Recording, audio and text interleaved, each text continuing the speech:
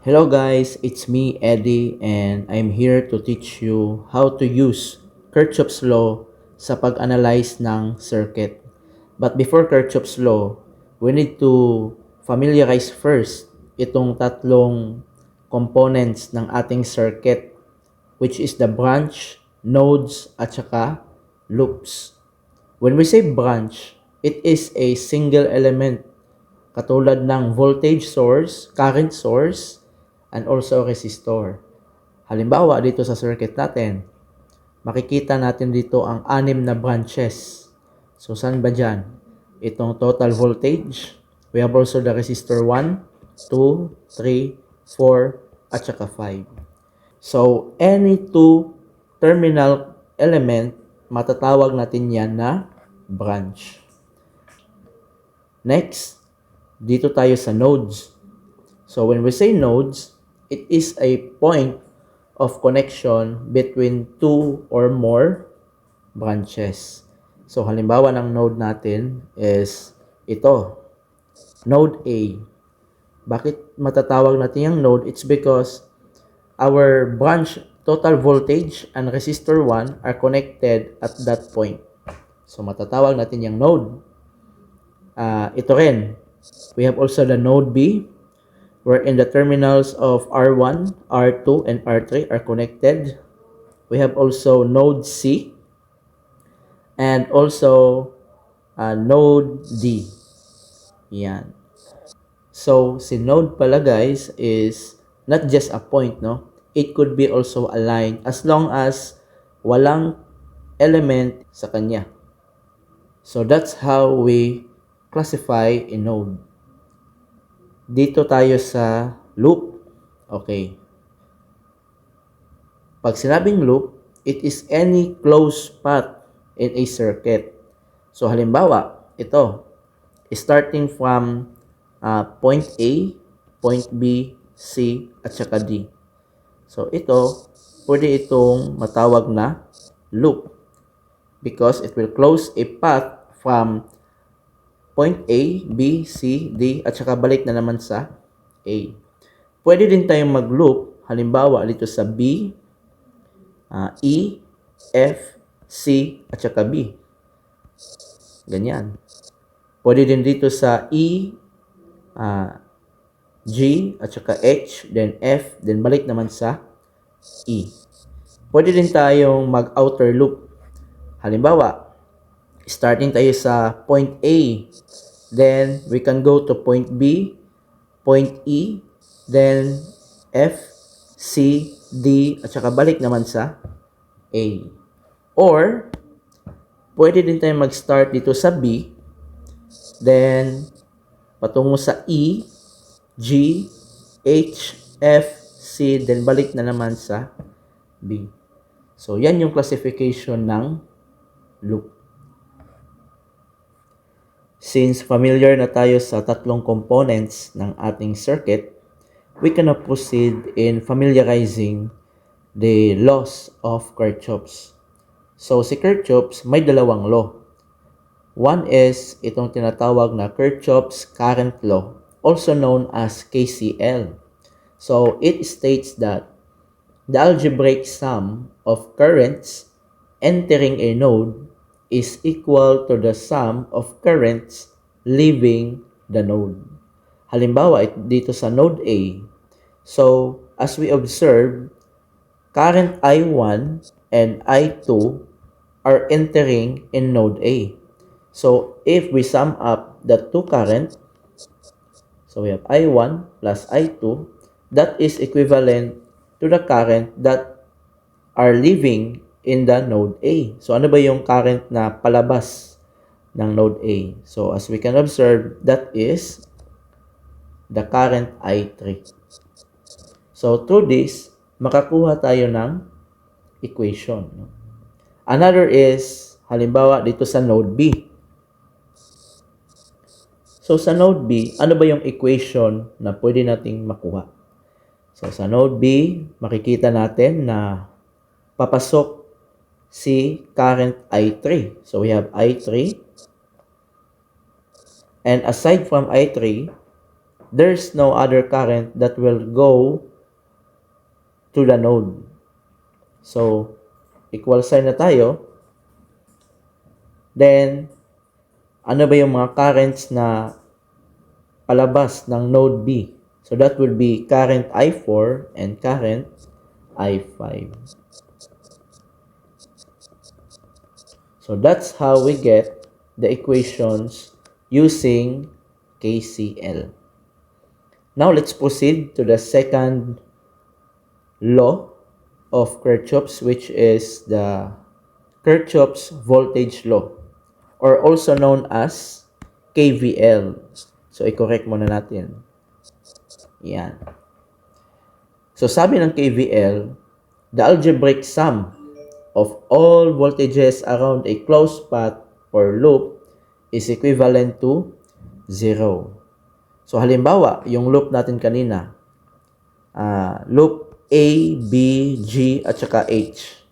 Ano ba yung mga voltages na nandyan? So, nandyan yung V1. I-sum up natin yan with V2. And also, nandyan din yung total voltage. Sabi, that is equivalent to 0. So, through that, makakakuha tayo ng isa pang equation. Another example is, try tayo mag-outer loop. Halimbawa, from point B through C, D, E, G, tsaka balik na naman sa B. So, what are the voltages around our loop? So, there is V3. Also, we have V5. We have also V2. And that is equivalent to 0. So, that's how we use KVL to get an equation from our circuit. Okay, so let's go to our example. Meron tayong circuit dito. And let's try to determine the voltages and currents ng ating mga resistor using Kirchhoff's. But before apply the law, we need to assume the direction of our current. So, halimbawa, ang direction ng aking current for 4 ohms is ganyan. So, let's label this as I4 ohms. Yan. Then, for the 2 ohms, pababa. And we have also our current 1 ohm. Ganyan. Then, after assuming the direction of the current, lagyan natin ng polarity yung ating mga branches. So, for the voltage, it is obvious, no? Na yung longest line is the positive and the smallest is negative. Same also dito sa 7 volts source natin. For the resistor, yung current always going inside sa positive terminal ng ating resistor. At it will go out dito sa ating negative terminal. For the resistor 2 ohms, so ang positive niya is sa taas, then negative sa baba. For 1 ohm, ang positive. So now, we already have the polarity of our components. Lagyan natin ng mga voltages naman, no? For the 4 ohms, so let's have V4 ohms. For the 2 ohms, so we have V2 ohms. And also, V1 ohm. Okay, so pwede na natin i-apply yung Kirchhoff's law dito. So, first law that I am going to apply is the KCL. So, I need to identify a node. So, magagamit natin ang KCL if there are 3 or more terminals connected in a node. So, saan ba dyan yung node na may tatlo or more than 3 terminals na connected? So, dito. So, let's label this as node A. So, KCL at node A, ano ba yung equation na pwede nating makuha? The currents I4 and I1 are entering in node A. So, we have yan. And it is equivalent to I2. It's because si I2 lang naman yung papalabas sa node A. And this will be our equation 1.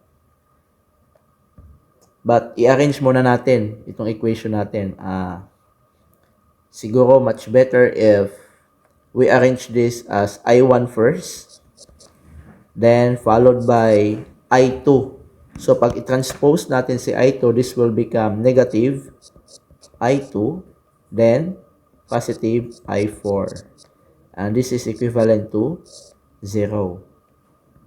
This will be our equation 1.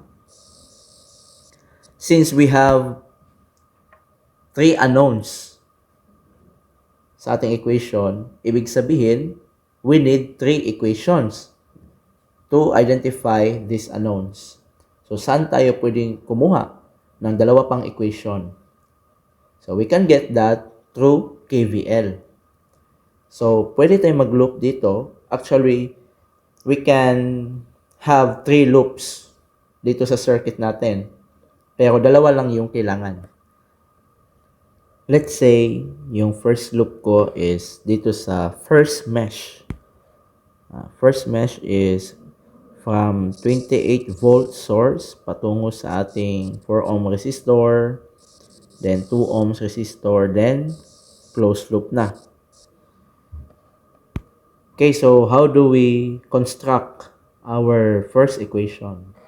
So let's label our loop as loop 1.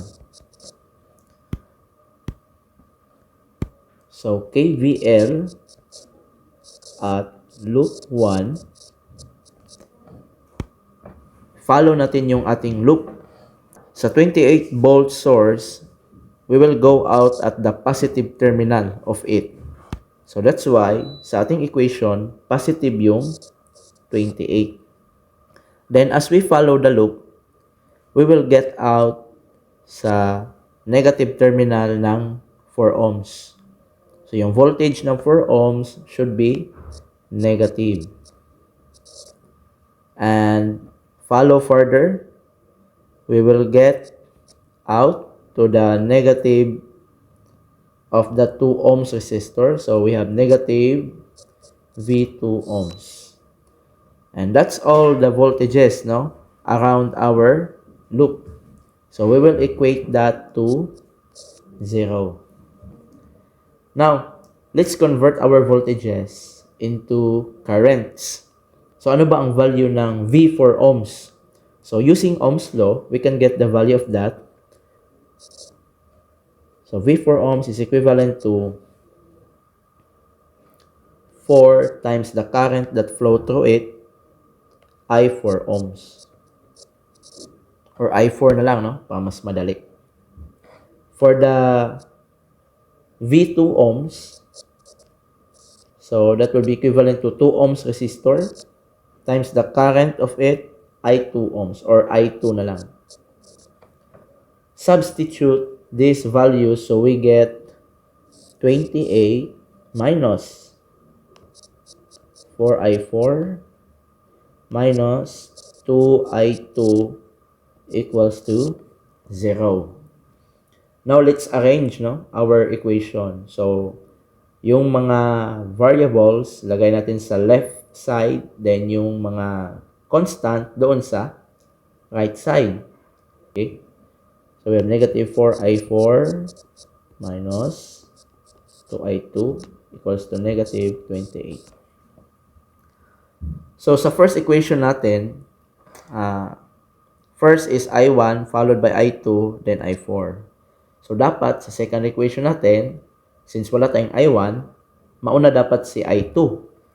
So, it should be negative 2I2 then negative 4 I4, then negative 28.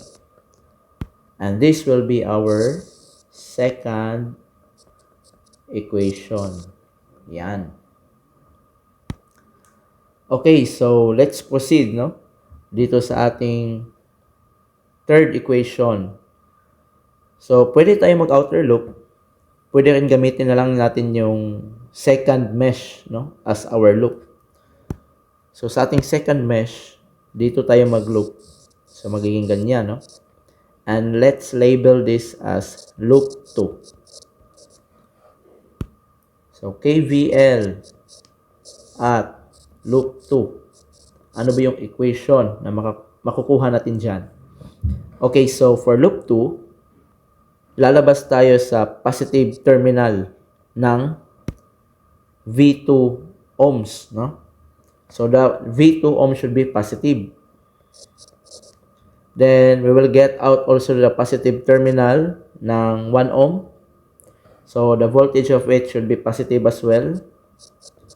And we will go out to the negative terminal of our 7 ohm source. So that should be negative 7. Sum it up and it should be equivalent to 0. Since we already have the value of V2 ohms, yung V1 ohms na lang yung i-determine natin. So for V1 ohm, that is equivalent to 1 ohms times the current that flow through it, which is I1. Okay, substitute, no? The value, so we have V2 equivalent to 2I2 and V1 is equivalent to I1 na lang. Minus 7. I-transpose natin itong constant value sa right side. So, we get yan. Then arrange the variables. So the I1 should comes first. So we have I1 plus 2I2 equals 7. And this will be our third equation. Yan. So let's collect, no, our equations. So these are the equations, no, that we get using Kirchhoff's law. So how do we determine the values of our currents? Since this is a 3 equation, 3 unknowns, we can use the system of linear equation to determine the value of our current. Meron akong video tutorial para sa system of linear equation natin at meron din akong video for calculator technique, no? Kung gusto nyo, just check the link, no, in the description below. So using the calculator technique, these are the values, no, of our currents. So we have for I1, negative 1 amperes, I2, 4 amperes, and I3 is 5 amperes. So maybe you will ask, no, bakit negative yung I1?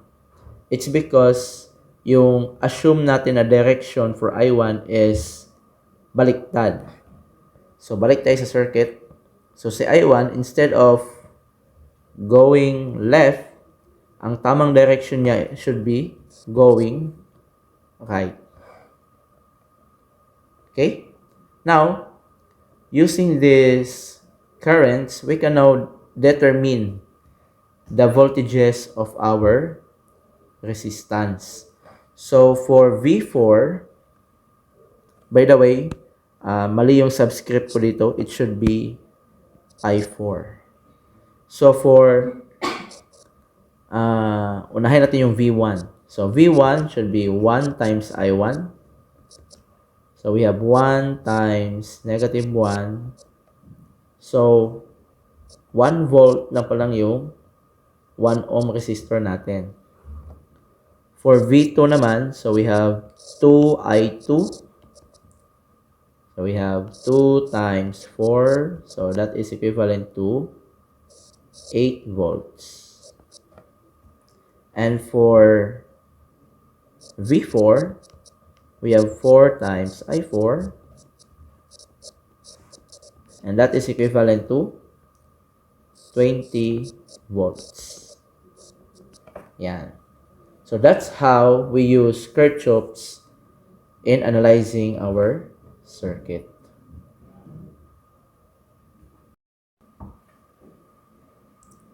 Okay, so I have another example here.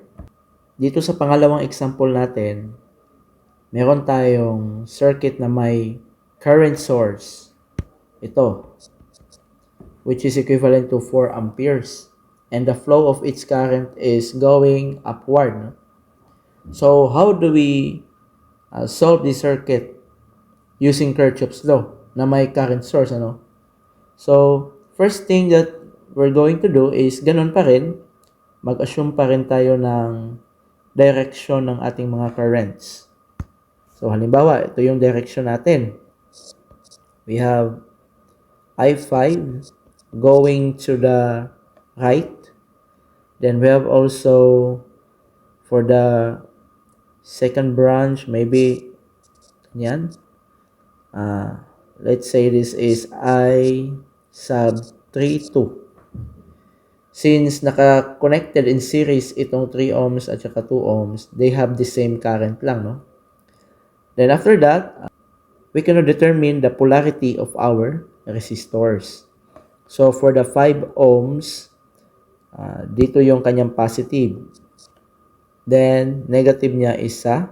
So I already said it earlier, yung current always papasok sa positive terminal ng resistor and lalabas sa negative terminal ng resistor.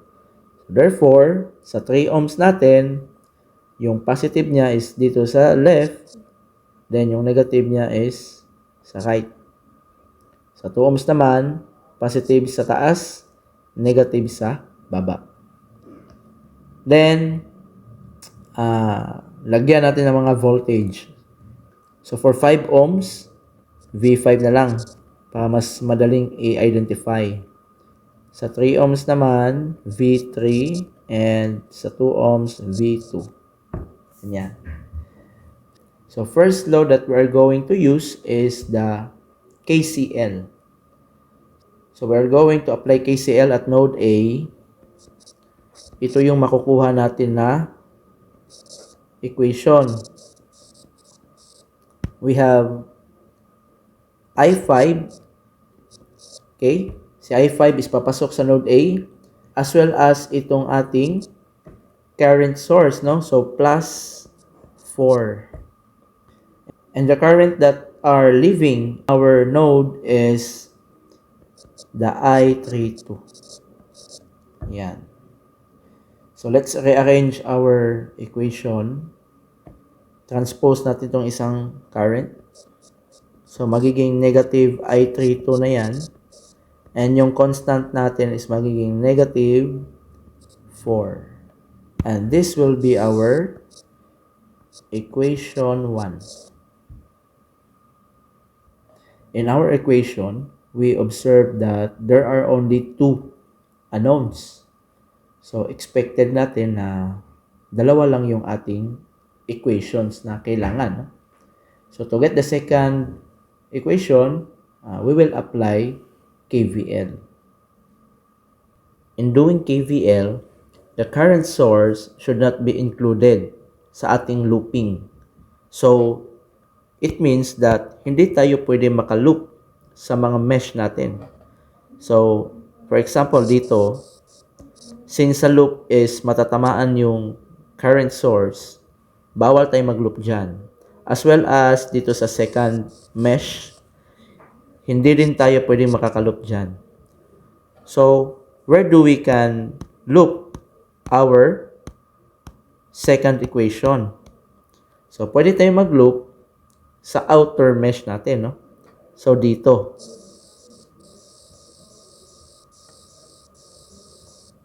Yan. So, through that, hindi natin matatamaan yung current source.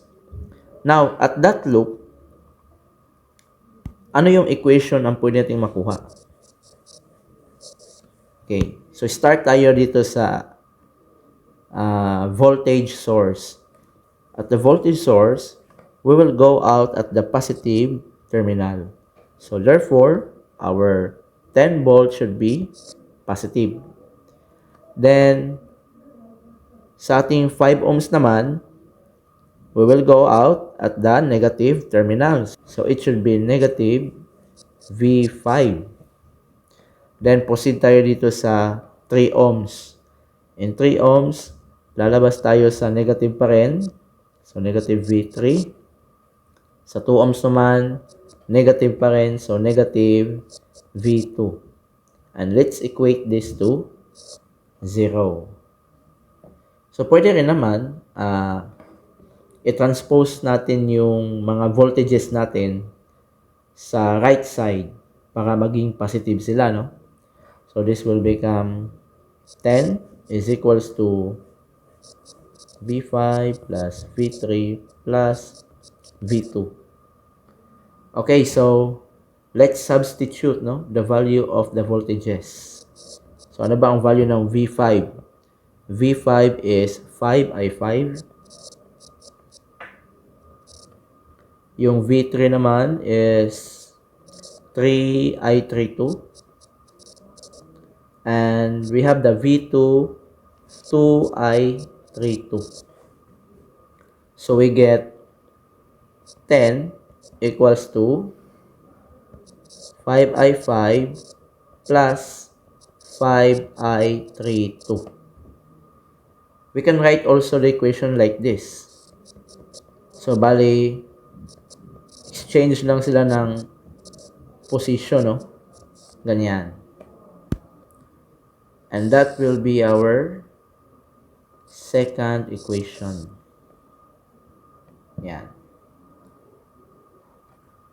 Let's use calculator technique, no? To determine the value of the current. So, ano ba yung value ng current natin ngayon? So, the value of the currents are negative 1 ampere and 3 amperes. So, negative yung I5, no? Ibig sabihin, ito, it should be going left. So, okay pa rin naman yan, no? Okay, so solving for the voltages. So, we have V5, that is equivalent to 5I5. So, 5 times negative 1, that is negative 5 volts. Then, for V2 naman, that is 2I23. Ay, sorry. 3, 2 pala. So, that is 2 times 3, and that is 6 volts. Then, for the V3, that is 3I32. So, we have 3 times 3, therefore, it is 9 volts. So, that's how, no, we use Kirchhoff's law when analyzing a circuit that has a current source. Okay, so I hope you learn more, no, doon sa previous natin na example, and we will add another example, no. So, meron tayong circuit dito. So, this time, our circuit has a dependent source. So, ano ba yung dependent source? So, dependent source are a type of sources. It could be voltage or current, wherein its value are dependent to the one of the components ng ating circuit. For example, ito. We have 8ix, di ba? So, ibig sabihin, the values of that dependent source are dependent to the current Ix, which is the current of our 2 ohm resistor. So, ganyan yung ibig niyang sabihin, no? So, how do we deal with these sources when applying Kirchhoff's law? Okay? So, by the way, if meron kayong mga tanong, comment nyo lang sa comment section natin. Para sa next video, pwede natin siyang masagot. Okay? So, first thing we will do is ganun pa rin, no? We will assign a current in each branches, no, ng ating circuit. Since si 2 ohms is meron na siyang current, We can leave it that way na lang, no? So, si 4 ohms wala pa. So, assign natin, let's say, going right. And I label it as I4. Then for 9 ohms, going left. And that will be our I9. So, ganyan.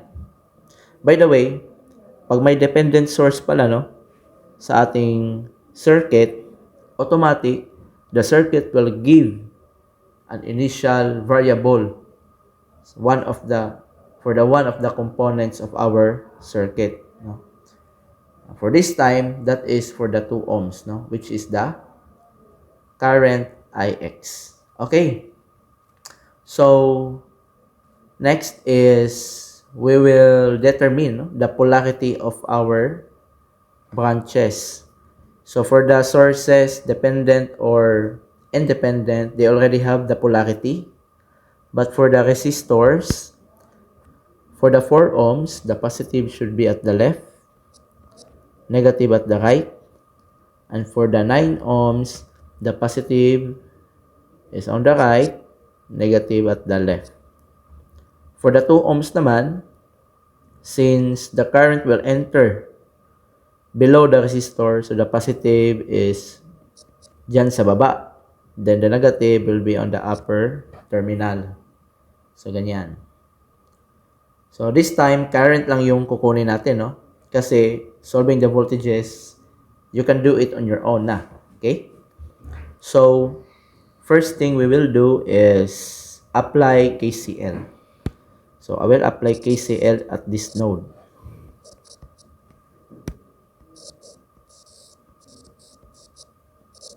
So, ano ba yung equations that I can get, no, in that node? Since all the currents, no, the 3 currents are entering to the node, sum up natin yan lahat. So, we have I4 plus Ix plus I9. There's no current, no, that are living in that node. So, sa kabilang side should be 0. And this will be our first equation. So, maybe the arrangement of the variables or the currents is ganyan na lang din. And since we have 3 currents, ibig sabihin, tatlong equations din ang dapat nating makolect. So, we did another 2. So, by using KBL, we can get that. So, in doing KBL, we can treat, no, the dependent source just like the independent source. So, if our dependent source are voltage, so we can include that in looping. But if it is a current source, it should not be included in our looping. So, let's say we are going to loop at the first mesh dito. So, at the first mesh, first component is the dependent source, no? And as you observe, we are going out to the negative terminal of the dependent source. So, it should be negative 8Ix. Then, for the 4 ohms, we are going out to the negative terminal. So, negative V4. Or we can write directly the value of the voltage of the 4 ohms, which is equivalent to 4 ohms times I4. Then, for the 2 ohms resistor, we can write that as 2Ix. But since, no, in our looping, we are going out to the positive terminal of the 2 ohm resistor, therefore, the 2Ix should be positive. So, the loop is closed, and we will equate that to 0. By the way, this will be our loop 1. So, i-label muna natin. KVL at yan. Okay, so let's simplify our equation. So, what do we have?